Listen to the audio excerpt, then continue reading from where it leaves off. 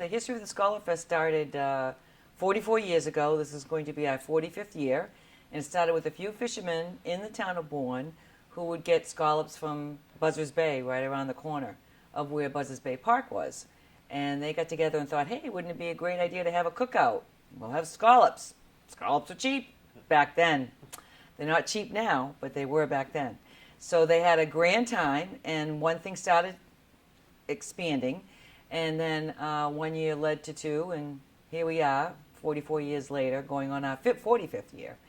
So that's how it started. It started small, and now we've turned it into a very successful festival. And I would like to address the fact that we're moving. That is really, truly a big deal, the fact that we're moving to the Cape Cod Fairgrounds. And there were some issues. Why are we moving it from Buzzards Bay? We've had it for 40-plus years.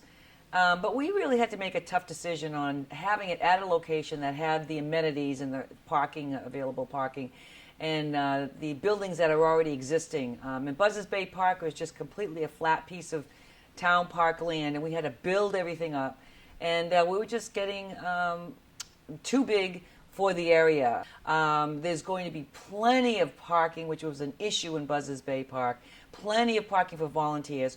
Well, I think in totality, the festival really encompasses fantastic food. But if scallops aren't your bag, you can always get herb roasted chicken dinners. We have a complete food court with salad wraps, sandwich wraps, hamburgers, hot dogs. We have a raw bar. We got all kinds of food. We're going to be having a nice wine and beer garden and gazebo area. So we want it to be aesthetically pleasing. We want you to have fun to walk around. But we do have Mary Poppins who are going to stop by. So we think that's great. We usually have Toe Jam Puppet Band, which is very famous for the kids, and they do that. So we have entertainment for the kids as well as entertainment, all kinds of great bands, rock and roll bands. We have N-Train, who's a popular band from the islands, from Martha's Vineyard. They come every year, and they're our Saturday night headliner because they do such a great job. And we also have the 225th Army Band coming, the United States Army Band coming, and that'll kick off our festival on Friday at 10:30.